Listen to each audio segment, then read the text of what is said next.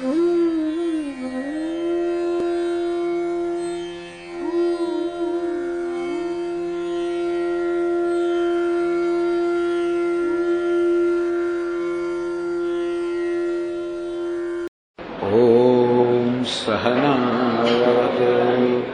सहनौ भुनक्तु सह वीर्यङ्करवावहै तेजस्विनावधीतमस्तु मा विद्विषावहै। ॐ शान्ति शान्ति शान्तिः।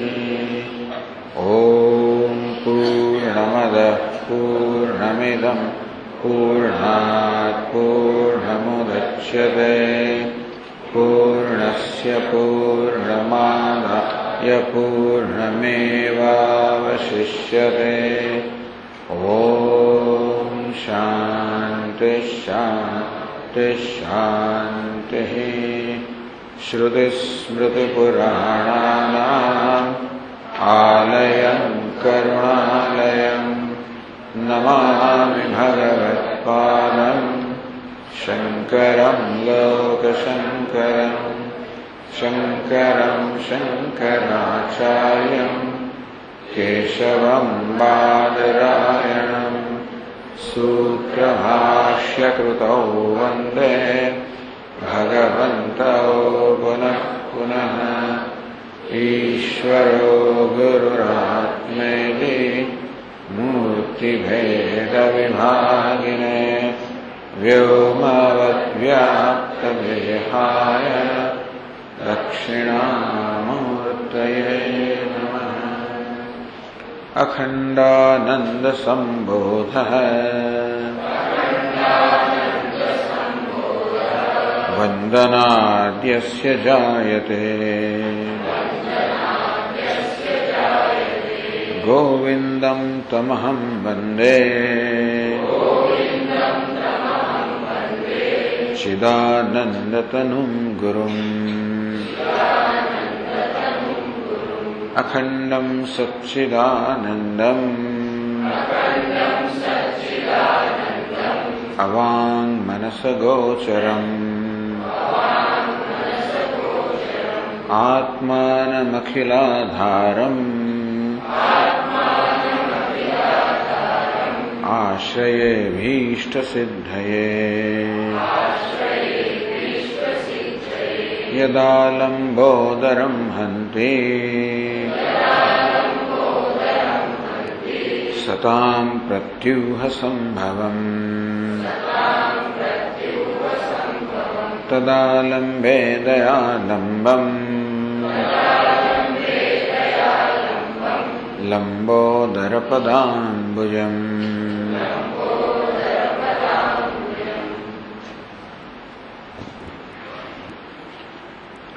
તિતિક્ષાનું પ્રકરણ ચાલી રહ્યું છે. તિતિક્ષયા તપોદાનમ યજ્ઞસ્તીર્થમ વ્રતમ શ્રુતમ ભૂતિ સ્વર્ગ અપવર્ગશ્ચ પ્રાપ્યતે તત્તત અર્થિભિઃ. તિતિક્ષાની સ્તુતિ કરતા કહે છે કે તિતિક્ષાથી તપશ્ચર્યા, દાન, યજ્ઞ, તીર્થ, વ્રત, શાસ્ત્ર અધ્યયન, જ્ઞાન, વિભૂત મોક્ષ, ભૂતિ મોક્ષ, સ્વર્ગ, અપવર્ગ, મોક્ષ આ બધું જ તપશ્ચર્યાથી પ્રાપ્ત થાય, તિતિક્ષાથી પ્રાપ્ત થાય. તમે જે કંઈ ઈચ્છતા હો તો એમાંની કોઈ પણ વસ્તુ તિતિક્ષાથી પ્રાપ્ત કરી શકો. બ્રહ્મચર્યમ અહિંસા ચ સાધુનામપી અગર્હણમ. બ્રહ્મચર્ય, અહિંસા, સજ્જનોની અનિંદા, સજ્જનો દ્વારા સ્વીકાર, પર આક્ષેપાદિ સહનમ.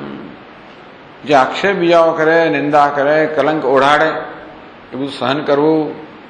તિતિક્ષુ હોય એવો સિદ્ધતે આ બધું તિતિક્ષુ અર્થાત તિતિક્ષા ધરાવનારા જ કરી શકે. સાધનેષુ સર્વેષુ તિતિક્ષોત્તમ સાધનમ. બધા સાધનોમાં તિતિક્ષા ઉત્તમ સાધન છે. યત્ર વિઘ્ના પલાયન્તે દૈવિકા ભૌતિકા.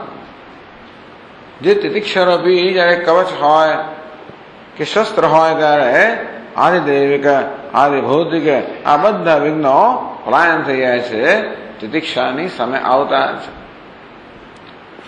તિતિક્ષોરેવ વિઘ્નેભ્ય ત્વનિવર્તિત ચેતસ સિદ્ધ્યંતિ સિદ્ધ્ય સર્વાહ અણિમાદ્યાઃ સમૃદ્ધયઃ.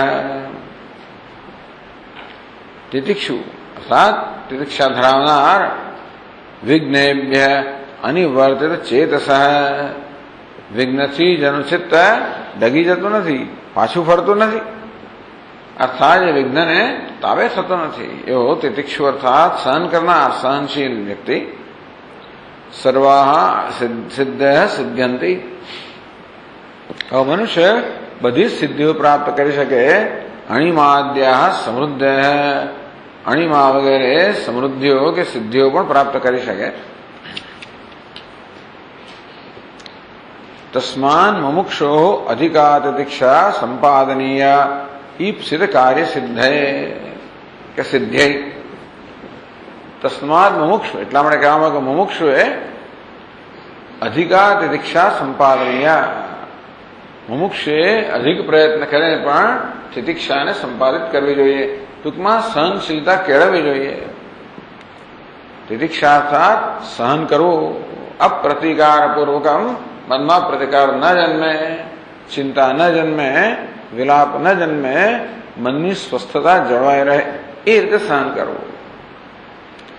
એટલે ઉદાર દિલના થઈને સહન કરવું.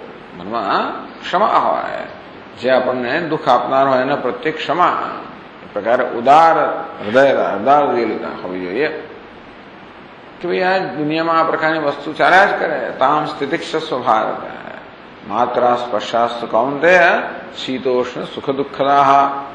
એ કૌંતેય જ્યારે જ્યારે જગતના વિષયોનો સંપર્ક કરવામાં આવશે ત્યારે ઠંડી ગરમી વગેરે અનુભવ થવાના જ છે. આગમાં પાયન એ આવનારા છે અને જનારા છે. તામ સ્થિતિ માટે હે અર્જુન તો એમને સહન કરે. અનિત્ય છે, હમણાં આવ્યું છે, ધીસ ઓલ્સો શેલ પાસ. આ દુઃખ છે પણ જતું રહે છે. તિતિક્ષાનો હેતુ એ છે કે જેથી આપણે અનુકૂળ પ્રતિકૂળ અને ખાસ કરીને પ્રતિકૂળ જે બધા સંજોગો ઉત્પન્ન થાય એ દ્વારમાં ચલાયમાન ન થઈ જઈએ, આપણા સાધનાના માર્ગ પર આપણે દ્રઢ રહી શકીએ. અને એમ હોવા એ દરમિયાન વિઘ્નો આવવાના, એ વિઘ્નોને તાબે ન થઈ જઈએ તો જ આપણે જે માર્ગ આપણે પસંદ કર્યો છે એના પર આપણે દ્રઢતાથી પ્રયાણ કરી શકીએ. એ માટે આ તિતિક્ષાને સહન કરવાની જરૂર છે. એક તો જે પ્રલોભનો આવે એને વશ ના થઈ જાય, એ શમદવામાં કહેવામાં આવે. અને જે દુઃખ આવે એને પણ વશ ના, વિઘ્નને વશ ના થઈએ એ તિતિક્ષામાં કહેવામાં આવે.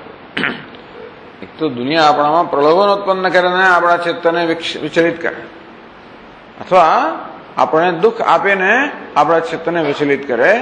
આમ ચિત્તને વિચલિત કરનારા કારણો જે છે તો શમદમ દ્વારા જે બધા પ્રલોભનો વગેરે હોય છે આપણે વિચલિત ન થઈએ, અને તિતિક્ષા દ્વારા આપણે વિઘ્નોને કે દુઃખથી વિચલિત ન થઈએ.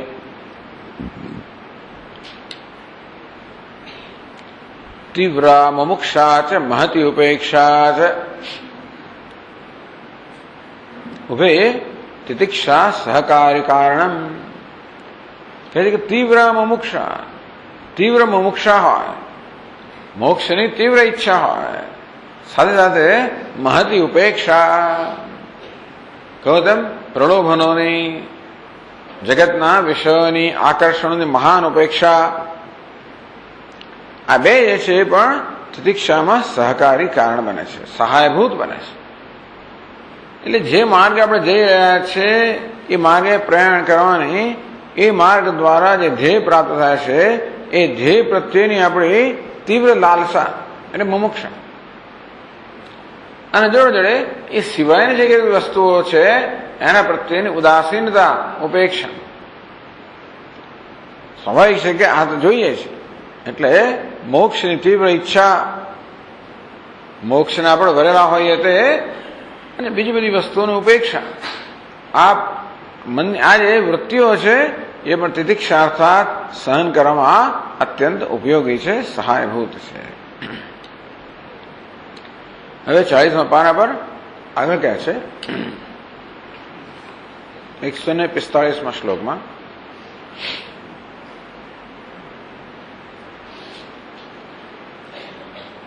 તિતિક્ષા ન હોય તો શું પરિણામ આવે એની વાત કરે છે.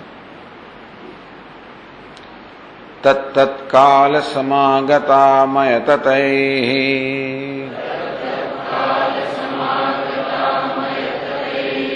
શાન્ત્यै પ્રવૃત્તો યદી સ્યાत् તત્તત્પરિહારકૌષધરતઃ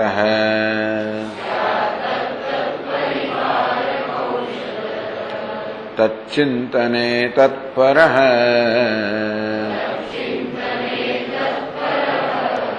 તદ્ભિક્ષુશ્રવણાદિધર્મરહિતઃ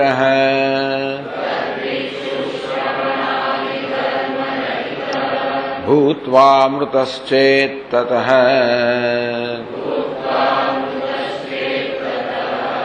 કિમ સિદ્ધં ફલમાપ્નુયાદુભયથા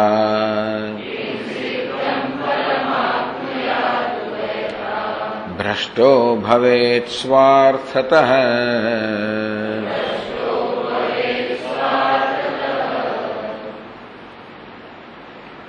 ભિક્ષુની વાત કરે છે, સંન્યાસીની વાત કરે છે, જેણે પોતાના જીવનને આ જ્ઞાન પ્રાપ્તિની સાધનામાં સમર્પિત કર્યું છે એવા સંન્યાસીની વાત કરે છે.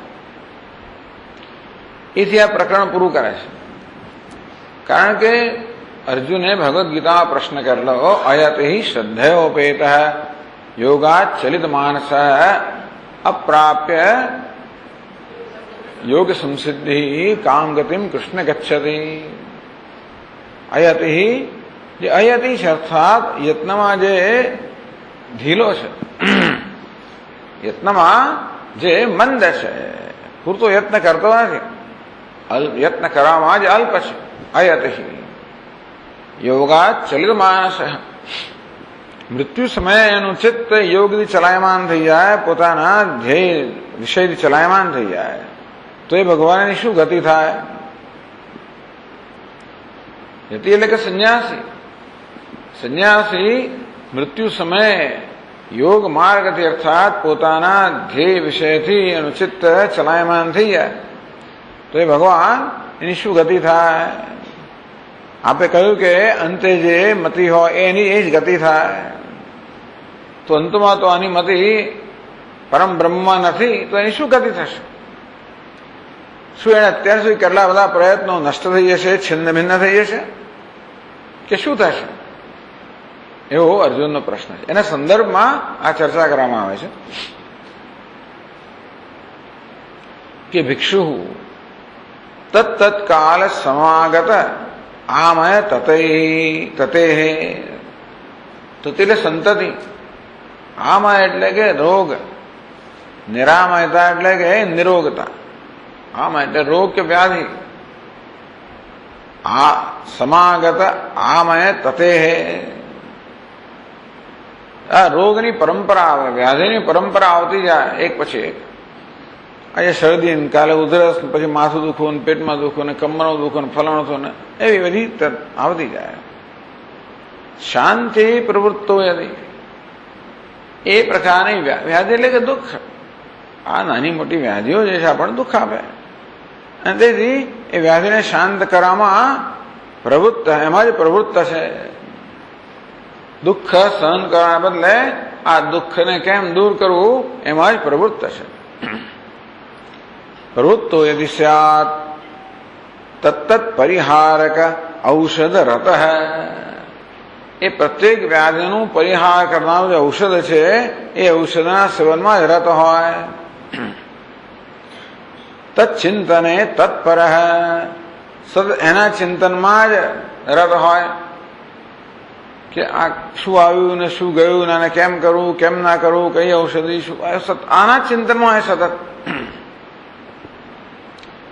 આમ શરીરમ વ્યાધિ મંદિરમ, આ શરીરને વ્યાધિનું મંદિર કહેવામાં આવ્યું છે. એટલે શરીર હોય એટલે બધી વ્યાધિ આવવાની અને પીડાઓ લાવવાની. તો એના પરિહાર કરવામાં, એના જ ઔષધના સેવનમાં, એના જ ચિંતનમાં, એમાં જ રત હોય. તદ ભિક્ષુ શ્રવણાદ ધર્મ રહિતો ભૂતવા, એમ કરવાને કારણે શ્રવણ, મનન વગેરે જે પોતાના ધર્મ છે, જે માટે આ સંન્યાસ આશ્રમનો સ્વીકાર કરવામાં આવ્યો છે, એ શ્રવણ મનન જે પોતાનું કર્તવ્ય છે, તદ રહિતો ભૂતવા, એનાથી રહિત થઈ જાય, એનાથી વંચિત રહી જાય, એના વગર ન થઈ જાય. મૃત ચેત, એમ કરતા કરતા મૃત, એનું મૃત્યુ આવી જાય. કિમ સિદ્ધમ ફલમાપ્નુયાત ઉભયથા ભ્રષ્ટો ભવેત સ્વાર્થતઃ. કિમ સિદ્ધમ ફલમાપ્નુયાત, કિમ ફલમ સિદ્ધમ આપનુયાત, એને કયું ફળ મળે?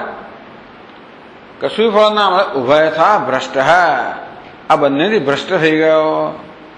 આ મૃત્યુથી બચવા માટે કેટલો બધો પ્રયત્ન કર્યો, છતાં પણ એ તો આવ્યું જ. અને જો જોડે જે પ્રયોજનથી સંન્યાસ લેવામાં આવેલો એ પ્રયોજન સિદ્ધ ના થયું. ઉભયથા ભ્રષ્ટ ભવેત સ્વાર્થતઃ, પોતાના બંને પ્રકારના સ્વાર્થથી, મૃત્યુથી બચવાનો બી સ્વાર્થ અને મોક્ષની પ્રાપ્તિનો બી સ્વાર્થ, આ બંનેથી ભ્રષ્ટ થઈ ગયો. કારણ કે આ વ્યાધિની જે સંતતિ છે, સતત એને એમાં જ પ્રવૃત્ત રાખે અને પોતાના ધર્મથી, શ્રવણ વગેરેથી વિચલિત રાખે, તો પછી બેનો એકેયનું ફળ એને પ્રાપ્ત ન થાય. કે વ્યાધિ, મૃત્યુ તો આવ્યું છે છેવટે. મૃતશ્ચેત, એમ કરતા કરતા મૃત્યુ તો આવવાનું જ છે અને આવ્યું.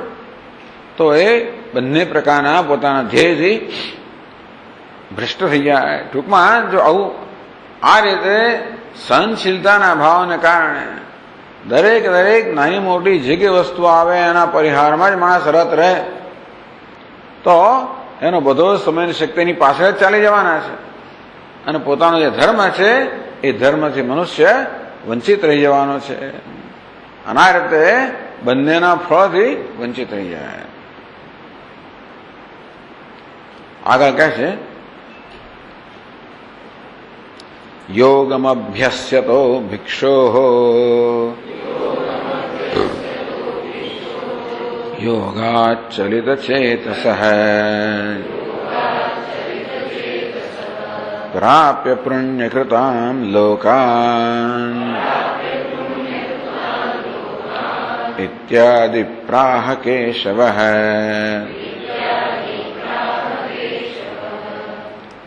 ભગવાન કેશવ કહેલું છે જરૂર કે પ્રાપ્ત યોગમ અભ્યસ્યતો ભિક્ષોઃ.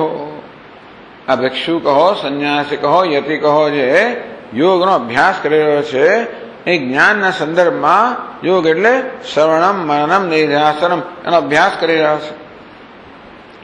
યોગા ચલિત માનસ,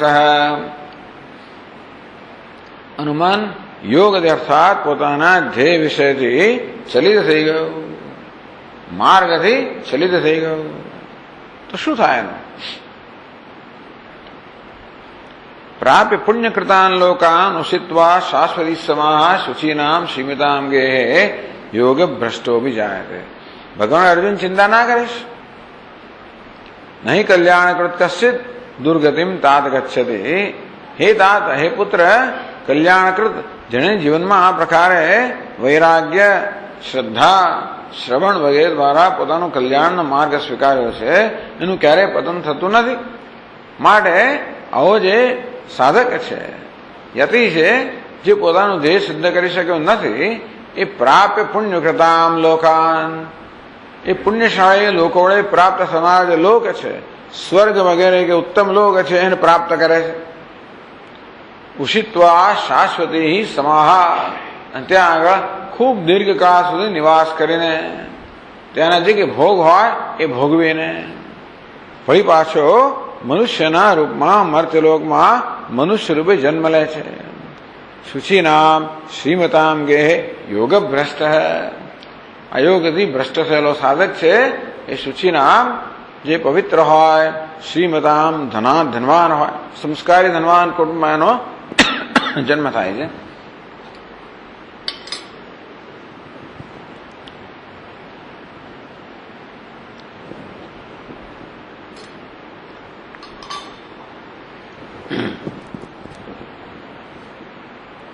ઇત્યાદિ પ્રાહ કેશવ. અને પછી એ જે યોગ ભ્રષ્ટ છે એની ગતિનું ભગવાને ત્યાં વર્ણન કર્યું. આ બધું ભગવદ્ ગીતામાં આવ્યું. એટલે આપ તો કહો છો કે આ સંન્યાસી બંને પ્રકારના લાભથી વંચિત થઈ જાય, જ્યારે ભગવાને ત્યાં સ્પષ્ટ કહ્યું છે કે આવી રીતે મૃત્યુ આવી જાય તો એ લાભથી વંચિત નહીં. આની આ પ્રકારની ગતિ થાય છે અને પછી એને સાધના ચાલુ રહે છે. તો આપ કેમ કહો છો કે બંને પ્રકારના ધ્યેયથી કે બંને પ્રકારના લાભથી વંચિત રહી જાય છે? તો આગળ એનું વર્ણન કરે છે. ન તુ કૃત્વૈવ સંન્યાસમ તુષ્ણીમેવ મૃતસ્ય હે પુણ્યલોકગતિમ બ્રૂતે ભગવાન્યાસમાત્રતઃ ન ચ સંન્યસનાદેવ સિદ્ધિમ સમધિગચ્છતિ ઇત્યનુષ્ઠેય સંન્યાસા ઇત્યનુષ્ઠેય સંત્યાગાર સિદ્ધ્યભાવમુવાચ ચ.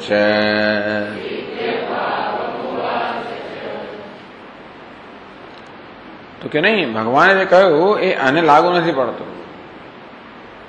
ન તો કૃત્વા સંન્યાસમ કૃત્વા એવ, માત્ર સંન્યાસનો સ્વીકાર કર્યો. તુષ્ણીમેવ, અને પછી ચૂપચાપ એ બેસી રહે. અર્થાત સંન્યાસ લેવાનું જે પ્રયોજન છે, શ્રવણ મન વગેરે, એ તીવ્ર સાધના તો કરતો નથી, ચૂપચાપ બેસી રહ્યો છે. મૃતસ્ય, અને એમને જ મરણ થયું. સંન્યાસ લીધા પછી ખરેખર પોતાની સાધના કર્યા વગર જ એનું મૃત્યુ થયું. પુણ્ય લોક ગતિમ બ્રૂતે ભગવાન ન્યાસમાત્રતઃ ન. ભગવાન ગીતામાં એમ નથી કહેતા કે ન્યાસમાત્રતઃ માત્ર સંન્યાસ લીધો એટલે જ એને પુણ્યગતિ પ્રાપ્ત થાય. એને પુણ્યગતિ સંન્યાસ લીધો માટે પ્રાપ્ત થાય એવું નથી. પુણ્યગતિ તો એને સાધના કરી માટે પ્રાપ્ત થાય છે. એટલે એક પ્રશ્ન છે.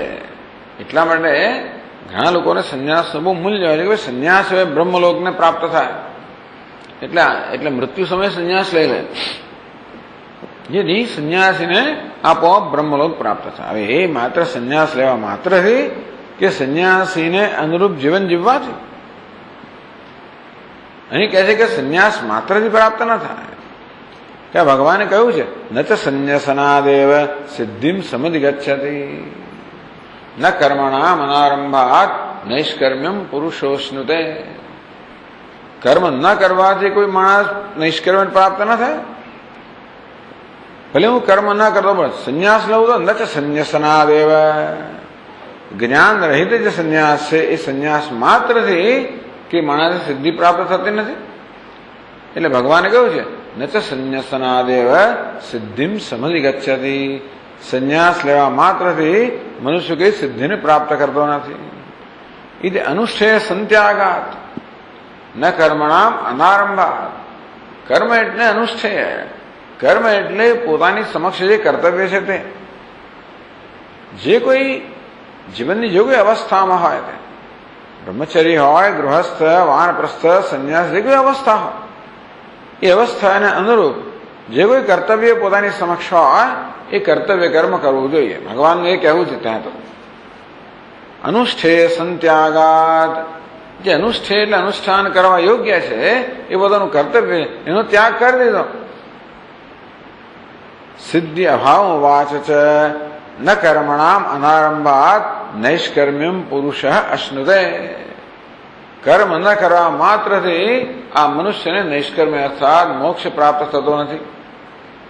કોઈ પણ અવસ્થામાં હોય, કોઈ પણ આશ્રમમાં હોય, તો ત્યાં પોતાને કરવાનું જે કર્તવ્ય છે એ કર્તવ્ય ન કરવું, તો ગૃહસ્થ હોવા માત્રથી કે વાનપ્રસ્થ હોવા માત્રથી કે સંન્યાસી હોવા માત્રથી કે લાભ નથી મળતો. જે લાભ છે તો તે આશ્રમમાં વિહિત કર્મ છે એ કરુણ અનુષ્ઠાન કરવાને કારણે મળે છે. એટલે ભગવાન જે કહે છે ભગવદ્ ગીતામાં, ક્યારેક સંન્યાસી પોતાનું ધ્યેય સિદ્ધ કર્યા વગર ધારો કે મૃત્યુ પામે તો એની આ પ્રકારની ગતિ થાય છે, એ માત્ર સંન્યાસીની જ વાત નથી, પરંતુ જે પોતાનું ધ્યેય સિદ્ધ કરવા માટે પ્રયત્ન કરતો હતો એવા સંન્યાસી માટે. અંતેથી શ્રવણ વગેરે કરવા પછી કરતા કરતા પણ જો ધ્યેય સિદ્ધ ના થયું બની શકે. બહુનામ જન્મનામ અંતે જ્ઞાનવાન મામ પ્રપદ્યતે. કારણ કે આ ધ્યેય તો બહુ જન્મની સાધના અંતે સિદ્ધ થાય છે. ભગવાન બહુ સ્પષ્ટ કહ્યું જ છે, અનેક જન્મ સંસિદ્ધ તતો યાદિ પરામ ગતિમ. અનેક જન્મ, પ્રત્યેક જન્મમાં થોડી થોડી સિદ્ધિ પ્રાપ્ત કરતા કરતા આ છેવટે એ પરમ ગતિને પ્રાપ્ત કરે છે, આમ કહેવામાં આવ્યું છે. ભગવાન સ્વીકારે છે અને જાણે કહે છે કે આ મોક્ષ નામનું જે સર્વોત્કૃષ્ટ ધ્યેય છે એ અનેક જન્મની સાધનાના પરિણામે પ્રાપ્ત થાય છે. તેથી એ જન્મમાં કરેલી સાધના કદાચ પર્યાપ્ત ન હોય તો એ સાધનાનો નાશ થતો નથી. નહીં કલ્યાણકૃત કશ્ચિત દુર્ગતિમ તાત ગચ્છતિ. હેતાત જેણે કલ્યાણ અર્થાત જેણે આ સાધના કરી છે એ નિષ્ફળ જતી નથી, હંમેશા પોતાનું ફળ આપીને જ રહે છે. અને પછીના જન્મમાં આ જન્મથી જ્યાં આપણે અટક્યા હતા ત્યાંથી વળી પાછા પ્રારંભ કરીએ છીએ. પણ ક્યાંક ગયા હોવા જોઈએ ને, કઈ ગયા જ ના હોય તો બેસી જ રહ્યા હોય તો તમે અહીંથી સ્ટેશન જાઓ તો બીજી ટ્રેન મળે તમને, બીજા લંચ તો બીજું જંકશન બીજી ટ્રેન મળે, પણ અહીંમાંથી કંઈ થવાનું નથી. એટલે ભગવાન કહે છે કે એ અનુષ્ઠેય સંત્યાગાત, અનુષ્ઠેયનો પોતાના કર્તવ્ય કર્મનો શ્રવણ વગેરેનો માત્ર ત્યાગ કરવાથી એ પ્રકારના સંન્યાસથી કોઈ સિદ્ધિ પ્રાપ્ત થતી નથી. સંન્યાસનો અર્થ માત્ર આ કર્મનો ત્યાગ એવું નહીં, પણ સંન્યાસ એટલે જે કર્મ કરવાનું છે એમાં તત્પર રહેવા માટે, અનુકૂળતા કરવા માટે સંન્યાસ, જે આવશ્યક વસ્તુ રહી નથી. હવે આ મનુષ્ય માટે એવો સંન્યાસી ચર્ચા પછી આવે જ છે, પણ આ સાધક માટે હવે જે આવશ્યક નથી એનો બોજ એના પર ન રહે, જે આવશ્યક છે એ કરવાની અનુકૂળતા થાય એ માટે સંન્યાસ છે. એનો હવે નિત્ય નૈમિતિક કર્મ આવશ્યક નથી. એ કર્મ દ્વારા જે લાભ પ્રાપ્ત કરવાનો લાભ પ્રાપ્ત થઈ ગયો છે, હવે એની જરૂર નથી. માટેનો ત્યાગ થાય જેથી આપણા સમય અને શક્તિનો બચાવ થાય અને એનો આપણે સદુપયોગ કરી શકીએ હવે જે કરવાનું છે, એટલે શ્રવણ મનન વગેરે. આ પ્રકારે સંન્યાસની વાત છે. એટલે સંન્યાસનો અર્થ માત્ર આ ત્યાગ એટલો જ નહીં, પરંતુ જે વિધાન જે કરવાનું છે એ પણ એમાં આવી જાય. એટલે 149મા શ્લોકમાં કહે છે,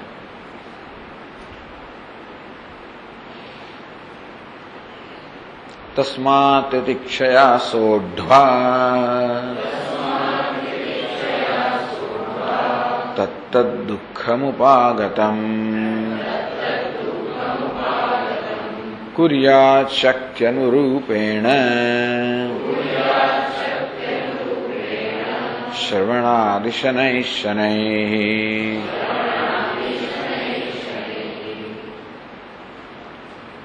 તસ્માત તિતિક્ષા એટલે તિતિક્ષાનું મહત્વ આ રીતે કહેવામાં આવ્યું, સોઢવા સહન કરીને. ટૂંકમાં સહન કરવાથી તમારો ઘણો સમય અને શક્તિ બચી જાય છે.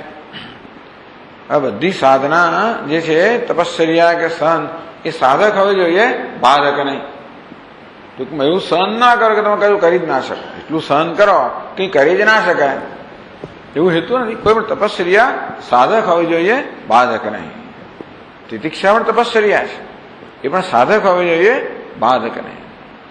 બાધક એટલે તમે એવી એટલા ઉપવાસ કરો કે પછી તમારે ઊંઘી સુઈ જ રહેવું પડે, ઉઠાય કંઈ થાય જ નહીં. કશું આમ ભગવાન નામ લેવામાં ઊંઘ આવી જાય, એટલા બધા નબળા થઈ જાઓ તમે, તો પછી એ બાધક બન્યું, સાધક નથી.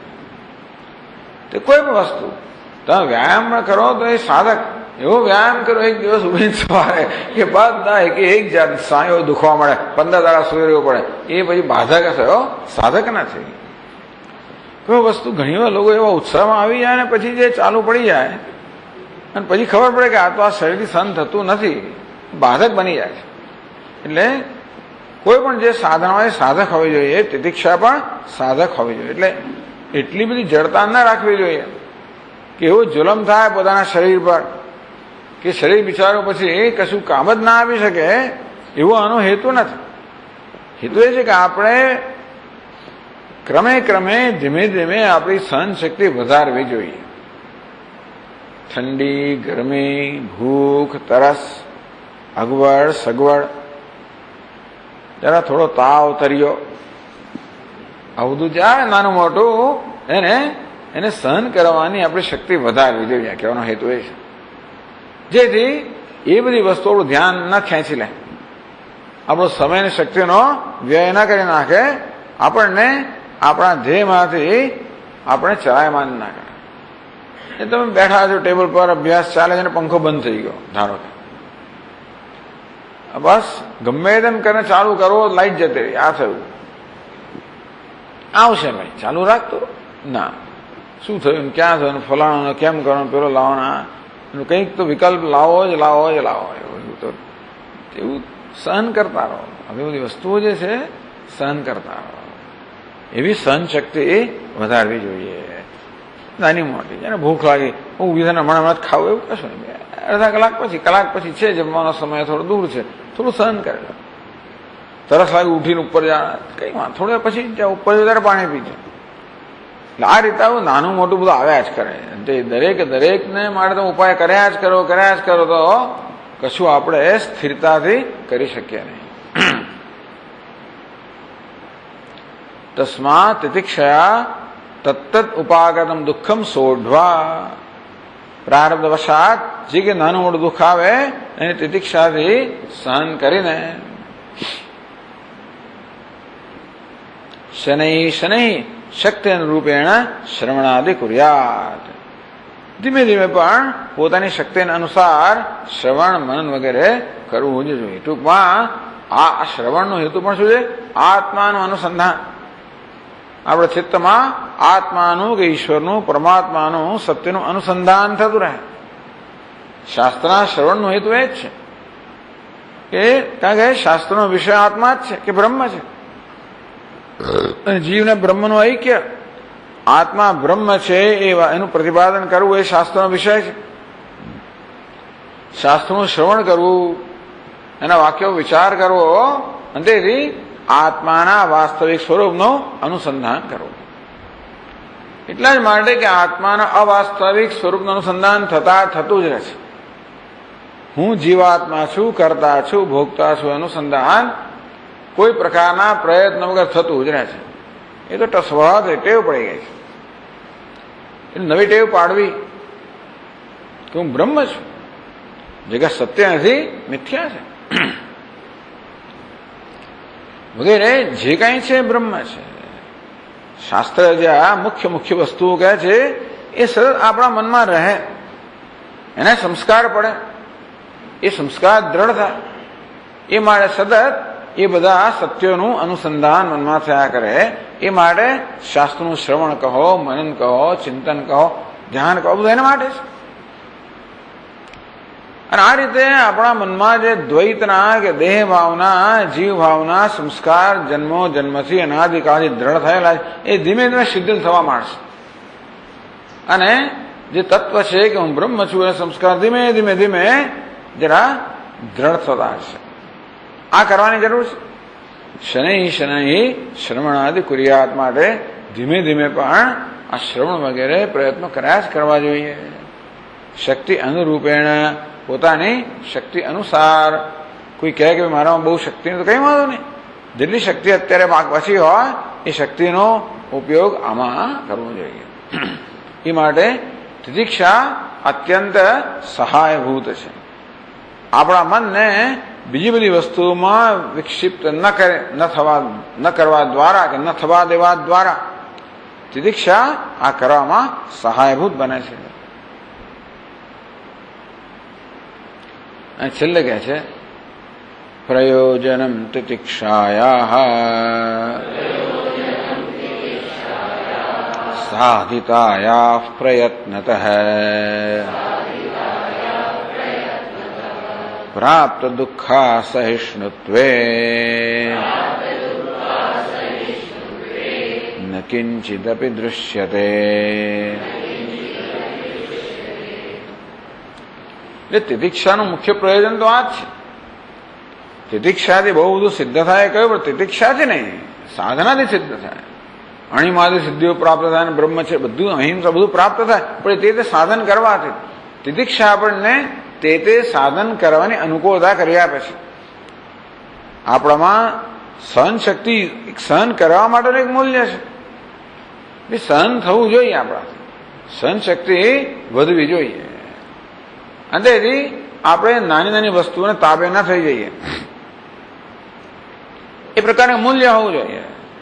એટલે તિતિક્ષાનું મુખ્ય ફળ તો એ છે કે આપણે આ રીતે જે આવતા હોય દુઃખને અગવડને સહન કરી શકીએ, એ તિતિક્ષાનો. એથી વધારે કાંઈ નથી. તિતિક્ષા માત્રથી કંઈ સિદ્ધ ના થાય, પણ એ તિતિક્ષા આપણે શ્રવણ મનન વગેરે કરવાની અનુકૂળતા કરી આપે, એ દ્વારા સિદ્ધ થાય.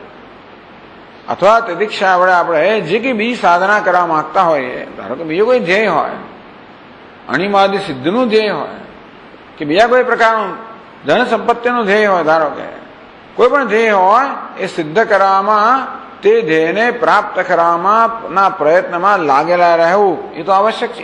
એ ખરેખર મુખ્ય સાધન એ છે. પણ એ કરવામાં તિતિક્ષા આપણને અત્યંત સહાયભૂત થાય છે. તિતિક્ષા આપણને ધ્યેયનિષ્ઠ રાખે છે, તો ધ્યેયનિષ્ઠ રહેવામાં સહાયભૂત છે. એટલે એમને કે મોક્ષ તિતિક્ષાથી પ્રાપ્ત થશે, શાસ્ત્ર વિચારથી, શ્રવણ મનન વગેરેથી પ્રાપ્ત થશે, પણ એમાં તિતિક્ષા અત્યંત સહાયભૂત છે. માટે તિતિક્ષા હોવી જોઈએ એ કહેવામાં આવે. પછી ઉપર હતી શમ દમ તિતિક્ષા ઉપર હતી. ઉપર તેને સીધો અર્થ સંન્યાસ જ કરવામાં આવ્યો છે. અને તો હવે ઉપરથી કહો કે સંન્યાસ કહો, ઉપરામાં બધામાં નિવૃત્ત થઈ જવું, પ્રવૃત્તિઓ સંકેલી લેવી, અંતર્મુખ બનવું, અને ઉપર હતી. તો આ શમ દમ તિતિક્ષા સિદ્ધ થાય એટલે માણસ ઉપરથી માટે તૈયાર થાય. શમ એટલે મનની શાંતિ, દમ એટલે ઇન્દ્રિયોના બાહ્ય ઇન્દ્રિયોના સ્તરે પણ સ્વસ્થતા, અને તિતિક્ષા એટલે સહનશીલતા. આ જો હોય તો હવે ઉપરમાં એટલે કે હવે સંન્યાસ માટે મનુષ્ય તૈયાર થયો એમ કહેવાય. એટલે આ ત્રણ પછી હવે ઉપરતીની વાત કરે છે.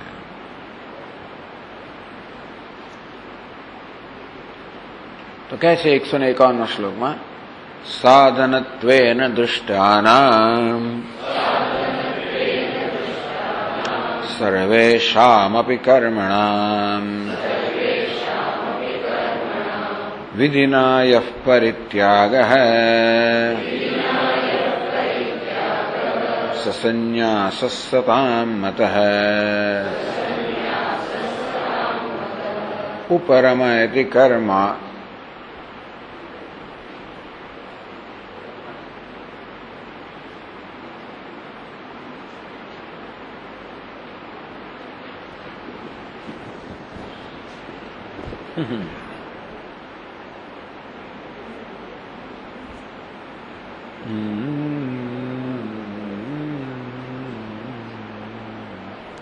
ઉપરમયતિ કર્માણીત્યુપરતિ શબ્દેન કથ્યતે ન્યાસઃ.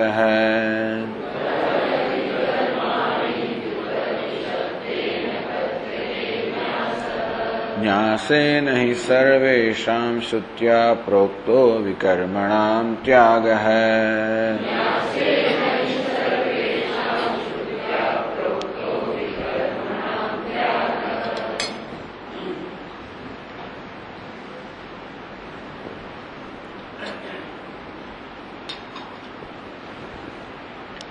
સાધનત્વેન દૃષ્ટાનામ સર્વેષામપી કર્મણામ વિધિના યઃ પરિત્યાગઃ. સર્વેષામપી કર્મણામ, બધા જ કર્મ એટલે નિત્ય નૈમિતિક કર્મની વાત થઈ રહી છે અહીંયા આગળ. સાધનત્વેન દૃષ્ટાનામ એ કહે છે પોતે કે સ્વર્ગ વગેરે ને પ્રાપ્ત કરવા માટે આજે બધા કર્મ છે, જે સકામ કર્મ છે, અને વળી બધા કર્તવ્ય કર્મ છે. સર્વેષાં બી કર્મણાં, બધા જ કર્મનો વિધિનાય પરિત્યાગ, વિધિવત આ બધા કર્મનો સંપૂર્ણ ત્યાગ કરવો. સ સંન્યાસ સતામ મત, સત્પુરુષોએ એને સંન્યાસ કહ્યો છે. એટલે સર્વેષાં કર્મણાં વિધિના પરિત્યાગ સ સંન્યાસ, બધા જ કર્મનો વિધિપૂર્વક ત્યાગ કરવો.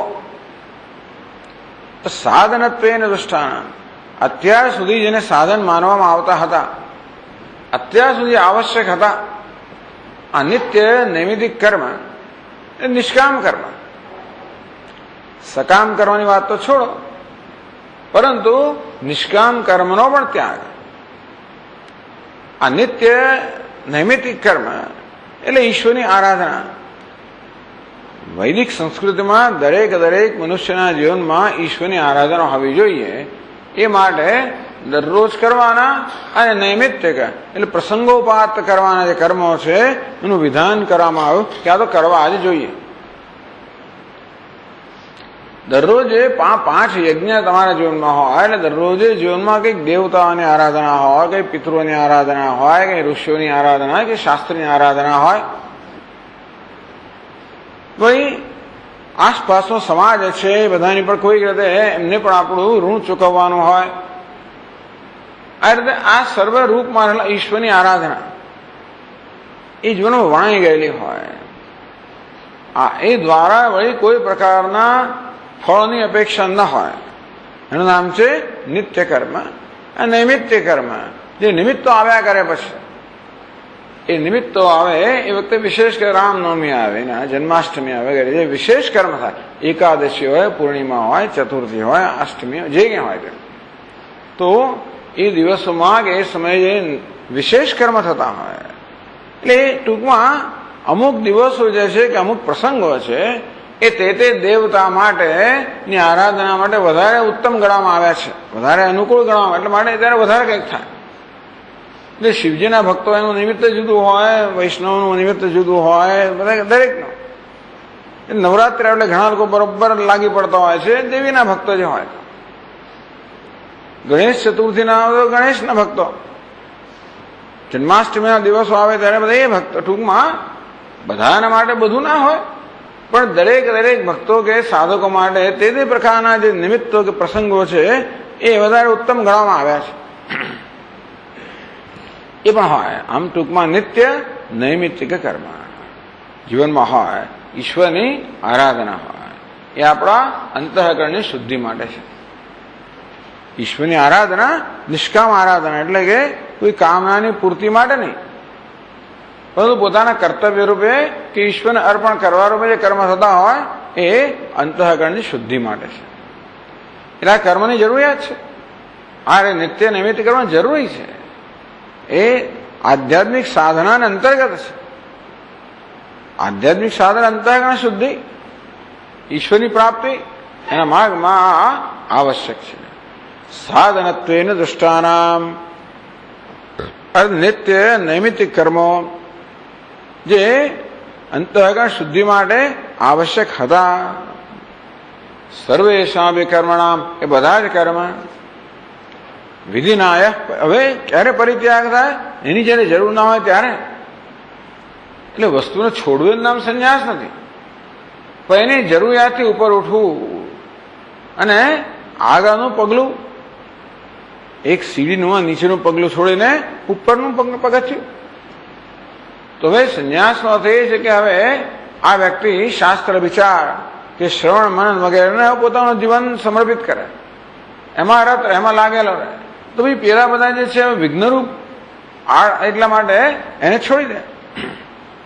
એને છોડવા માટે નહીં, પેલાને પકડવા માટે. ટૂંકમાં શાસ્ત્ર વિચારને અનુકૂળતા માટે એ બધી વસ્તુને છોડી છે. આ તો એવું છે ને કે આપણે હાઈસ્કૂલમાં જતા હોઈએ, હવે કોલેજમાં જઈએ ત્યારે આને છોડવાનું હોય. ખાલી હાઈસ્કૂલ છોડી દીધી માટે આપણા મોટા આગળ વધે એવું નથી, પણ હાઈસ્કૂલ દ્વારા જે કાર્ય સંપન્ન કરવાનું એ થઈ ગયું. અને ત્યારે વિધિવત એનો ત્યાગ કરીને આપણે વિધિપૂર્વક પેલું ગ્રહણ કરીએ, એવું હોવું જોઈએ. એ પ્રકારનું નામ સંન્યાસ. તો આ રીતે આ ગૃહસ્થાશ્રમમાં કે વાનપ્રસ્થાશ્રમમાં જે બધા કર્મ કરવાના હતા જેની જરૂરિયાત હતી, એની જરૂરિયાત પૂરી થઈ. હવે વિધિના પરિત્યાગ, વિધિપૂર્વક ત્યાગ કરવા, એમને છોડી દેવાનું નહીં. તો જ એ સંસ્કાર કહેવાય. વિધિપૂર્વક શાસ્ત્રમાં દર્શાવેલા વિધિ પ્રમાણે, ગુરુની આજ્ઞાથી, ગુરુના માર્ગદર્શન હેઠળ વગેરે. સંન્યાસ સતા મત, સત્પુરુષો કે સજ્જનો એને સંન્યાસ કહે છે. તો ઉપરતીનો અર્થ આપ સંન્યાસ કેમ કરો છો? ઉપરતી શબ્દનો સામાન્ય અર્થ સંન્યાસ કરવામાં આવ્યો. આ તો સ્વધર્મ નિષ્ઠા એવો અર્થ પણ કરવામાં આવ્યો ત્યાં વેદાંત સારની અંદર. પણ સંન્યાસ તો ઉપરમાયથી કર્માણીથી ઉપરતી, જે કર્મને છોડાવે છે, બંધ ઉપરમ કરાવે છે, કર્મને શાંત કરે છે, કર્મથી નિવૃત્ત કરાવે છે. ઉપરમ કરવું, સંકેલી લેવું, તો જે કર્મને સંકેલી લેવડાવે છે એને ઉપરથી કહેવાય. ઇતિ ઉપરથી શબ્દેન ન્યાસ કથ્યતે. એના માટે ઉપરથી શબ્દથી ન્યાસ કહો કે સંન્યાસ કહો, એ ન્યાસની આગળ એક સમ પ્રત્યય લગાડવામાં આવે, ઉપસર્ગ લગાડવામાં આવે ત્યારે સંન્યાસ શબ્દ થાય. સંન્યાસ એટલે સારી રીતે થયેલો ન્યાસ. ન્યાસ એટલે છોડી દો, સારી રીતે થયેલો ન્યાસ. આપણા સ્વામીજી આ ન્યાસ અને સંન્યાસ વચ્ચેનો ભેદ બતાવે ને. પેલું બાળક હોય, રોજ જે રમતું હોય અને લખોટીથી રમતું હોય, બધું જાત જાતની રમત કરતું હોય, અને પરીક્ષા આવી એટલે માં એને છોડાવી દે. બહાર જવાની હવે રજા ના મળે એટલે પેલા બિચારા આ લખોટી વગેરે છોડી દીધું. પણ કેવો છે? એ સંન્યાસ નથી, કારણ કે મનમાં નથી છૂટ્યું. માત્ર બહારથી છૂટી જાય, મનમાંથી છૂટીને મનમાં હજુ બેઠો બેઠો ઘરમાં આમ જ કર્યા કરતા હોય. અને એ ન્યાસ. સંન્યાસ એ જ જયારે વળી એટલી ઉંમરના બાળકનો પિતા થશે ત્યારે હવે લખોડીમાં કોઈ પ્રકારનું આકર્ષણ રહેવાનું નથી. ત્યારે લખોડીનો સંન્યાસી બની ગયો. જે હોય તોય ઠીક છે, ન હોય તો પણ ઠીક છે. જે વસ્તુ પોતાનો હોવા કે ન હોવાથી રાગ દ્વેષ ઉત્પન્ન કરતી નથી એનો આપણે સાહેબ ત્યાગ કર્યો કહેવાય. તો આ રીતે સંન્યાસ એટલે માત્ર કર્મનો ત્યાગ જ નહીં, બધાનો ત્યાગ એની જોડે જોડે. ઘરનો એ બધી વસ્તુનો ત્યાગ. ટૂંકમાં આપણને સલામતીના જે કઈ સાધનો હતા એ બધાનો ત્યાગ. ઘરમાં રહીએ એટલે કામ તો કરવું જ પડે. કામ કરીએ તો જોડે જોડે એટલે આપણી ફરજ બજાવવી પડે, પણ જોડે લાભ પણ છે ને. આપણને એક પરિવાર જે છે એ પરિવારનો એક સહાય મળે, સહકાર મળે, સાથ મળે, હૂંફ મળે, સલામતી મળે, બધું મળે. એટલે ફરજનો ત્યાગ એટલે એ બધું એનો પણ એ બધું ચાલુ રાખવું એવું નહીં, બધાનો ત્યાગ. જેથી આ બધી વસ્તુઓ આપણું ધ્યાન ના દોરી લે. તો સંન્યાસ ન્યાસેન સર્વેષામ શ્રુત્યા પ્રોક્તો વિકર્મણામ ત્યાગ. વિકર્મણામ ત્યાગ. વિકર્મ એટલે વિરુદ્ધ કર્મ એવું કહેવામાં આવે. વિરુદ્ધ કર્મ એટલે શું? ટૂંકમાં હવે જે આપણી સાધના છે એને અનુકૂળ ના હોય, એને પ્રતિકૂળ જે હોય કર્મ, એ બધાનો ત્યાગ. એટલે સંન્યાસી પાછળ પોતાનું ધ્યેય છે, ધ્યેયને ઉપયોગી થાય કે સહાયભૂત થાય એ પ્રકારના કર્મ ભલે કરે. શ્રવણ મનન કરતો હોય, સ્વાધ્યાય પ્રવચન કરતો હોય તો એ એના શાસ્ત્ર વિચાર એ એના સાધનને અનુરૂપ છે. એને વિરુદ્ધ જે હોય એટલે કે એમાં જે અવરોધરૂપ હોય એ બધા પ્રકારના કર્મ થાય. મુખ્ય કર્તવ્ય કર્મ. ન્યાસેન સર્વેષામ કર્મણામ વિકર્મણામ ત્યાગ શ્રુત્યા પ્રોક્ત હૈ. કે આ પ્રકારે પોતાના ધ્યેયથી પ્રતિકૂળ જે કર્મ હોય એ બધાનો ત્યાગ કરવો, એનું નામ સંન્યાસ છે એવું શ્રુતિમાં શાસ્ત્રમાં પણ કહેવામાં આવ્યું છે.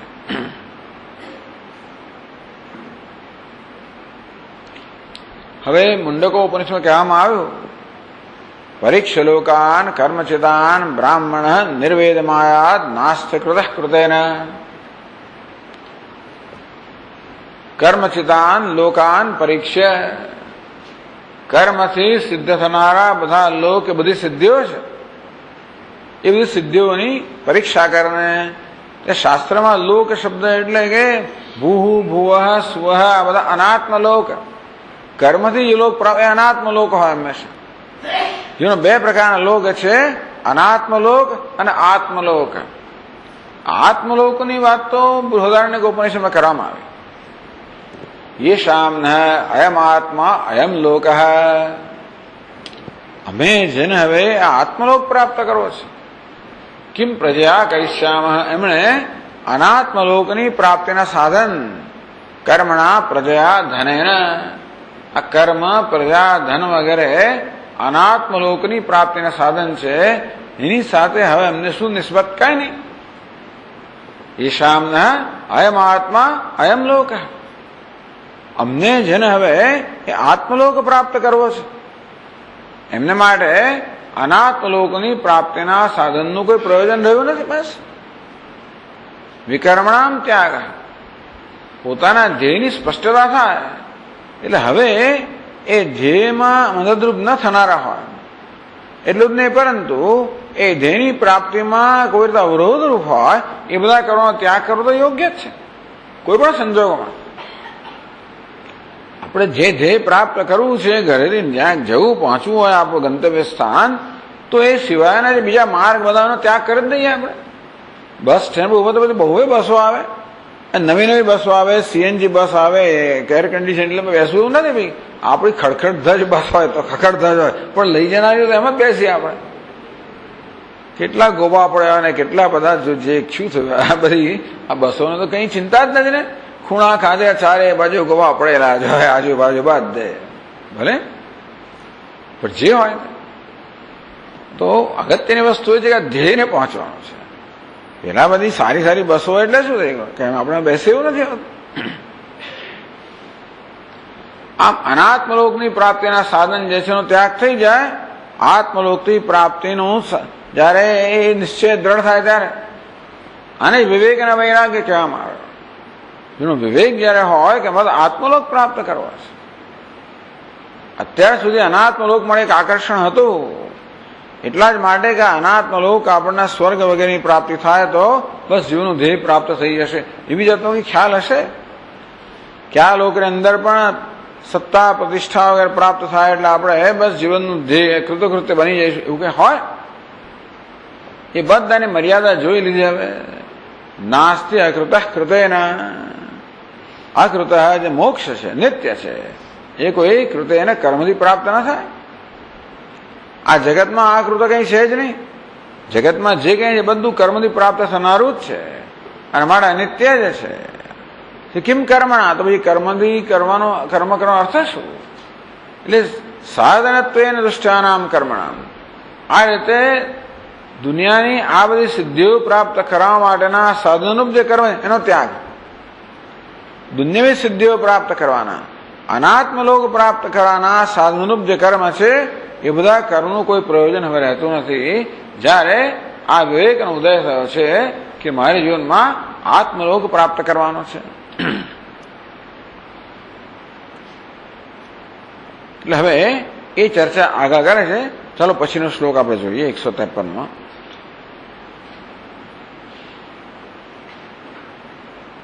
કર્મણા સાધ્યમાનસ્ય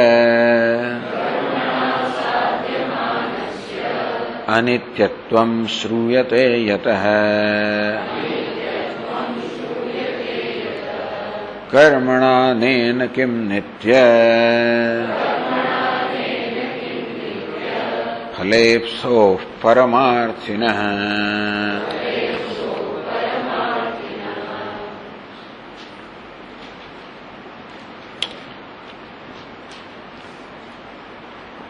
કર્મણા સાધ્યમાનસ્ય અનિત્યત્વમ યતઃ શ્રૂયતે. શ્રુત્યા પ્રતિપાદ્યતે. શ્રુતિ બહુ સ્પષ્ટ રીતે પ્રતિપાદન કરે છે કે કર્મણા સાધ્યમાનસ્ય, જે કે વસ્તુ કર્મથી સિદ્ધ થાય છે અનિત્યત્વ અનિત્ય હોય, યત કૃતકમ તદ અનિત્યમ, જે કૃતક હોય અર્થાત જે કર્મથી પ્રાપ્ત થયું હોય એ હંમેશા અનિત્ય હોય, કારણ કે કર્મ સ્વયં અનિત્ય છે. એટલે કર્તુરાજ્ઞા પ્રાપ્યતે ફલમ કર્મ કિમ પરમ, કર્મથી કોઈ પર વસ્તુ પ્રાપ્ત ના થાય, કારણ કર્મ સ્વયં જળ છે, અનિત્ય છે. અનિત્ય કર્મથી નિત્ય વસ્તુ પ્રાપ્ત સ્વાભાવિક છે.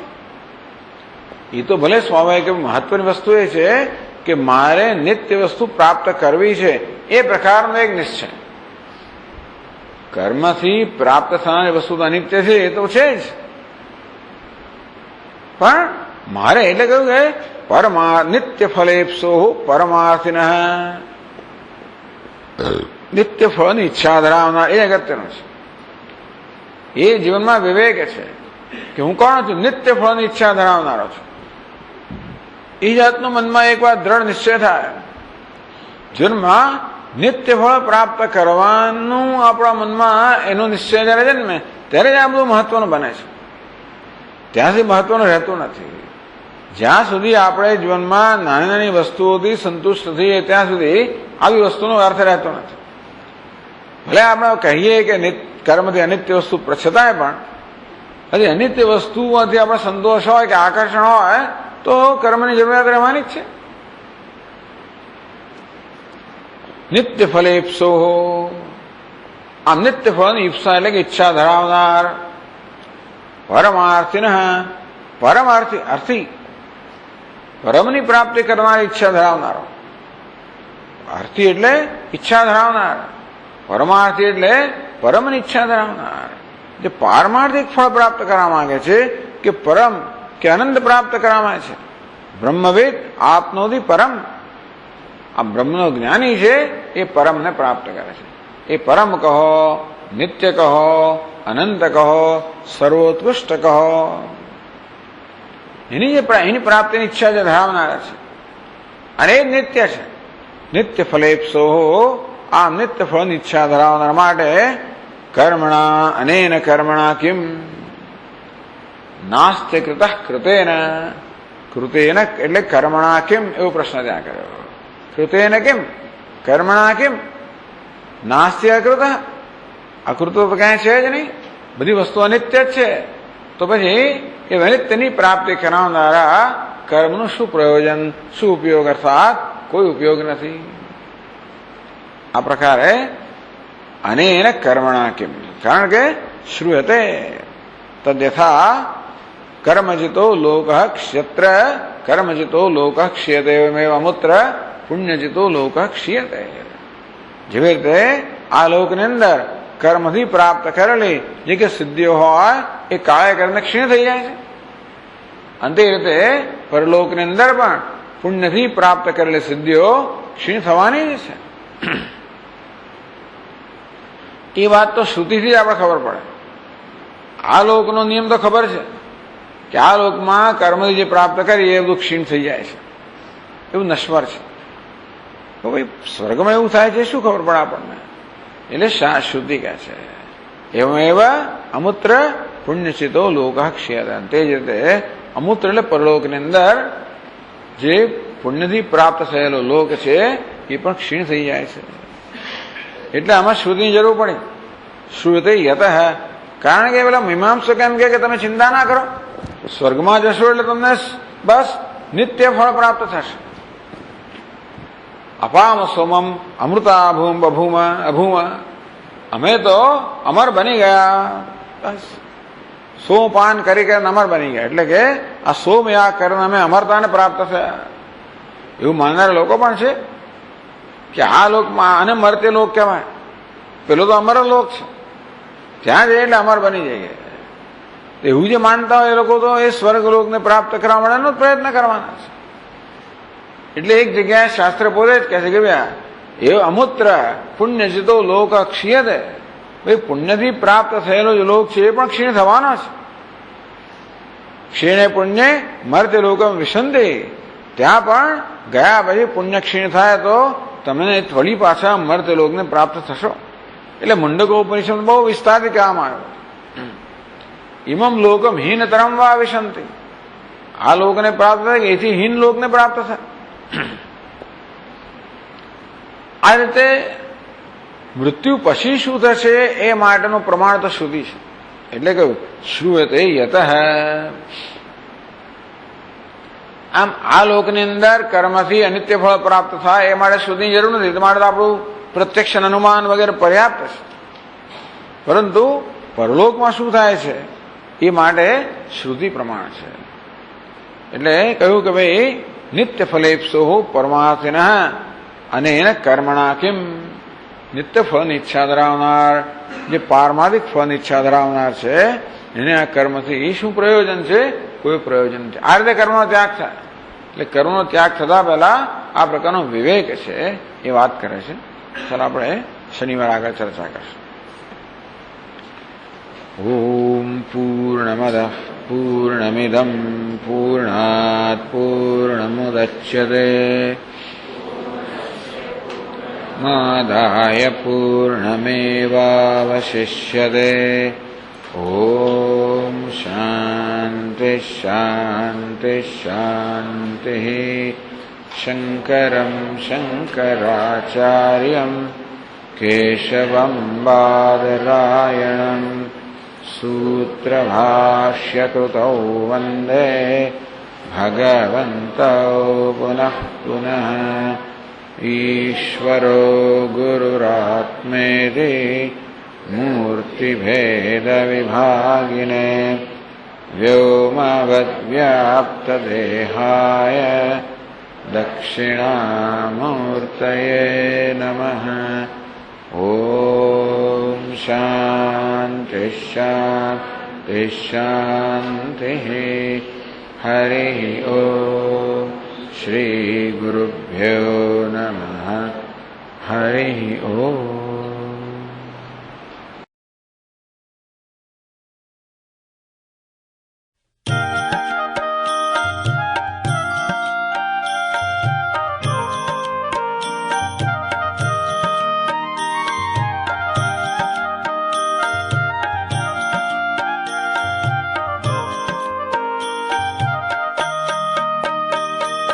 यमुना तीर विहारी वृंदावन संचारी. यमुना तीर विहारी वृंदावन संचारी. गोवर्धन गिरिधारी गोपाल कृष्ण मुरारी. गोवर्धन गिरिधारी गोपाल कृष्ण मुरारी. प्रेम हृदय संचारी बाल कृष्ण कन्हाई. प्रेम हृदय संचारी बाल कृष्ण कन्हाई. गोवर्धन गिरिधारी गोपाल कृष्ण मुरारी. गोवर्धन गिरिधारी गोपाल कृष्ण मुरारी. राधा चेतोहारी मुरली गान विहारी. राधा चेतोहारी मुरली गान विहारी. गोवर्धन गिरिधारी गोपाल कृष्ण मुरारी. गोवर्धन गिरिधारी गोपाल कृष्ण मुरारी. यमुना तीर विहारी वृंदावन संचारी. यमुना तीर विहारी वृंदावन संचारी. गोवर्धन गिरिधारी गोपाल कृष्ण मुरारी. गोवर्धन गिरिधारी गोपाल कृष्ण मुरारी. प्रेम हृदय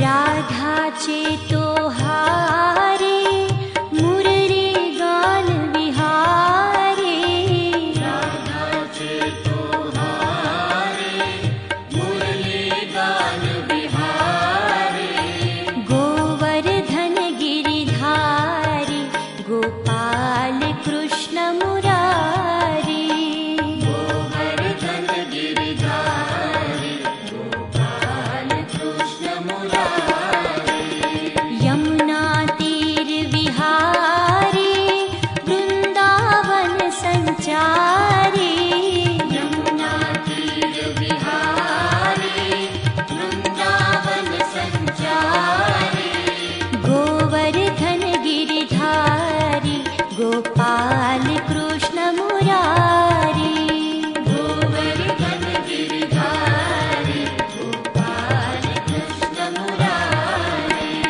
गोवर्धन गिरिधारी गोपाल कृष्ण मुरारी गोवर्धन गिरिधारी गोपाल कृष्ण मुरारी गोवर्धन गिरि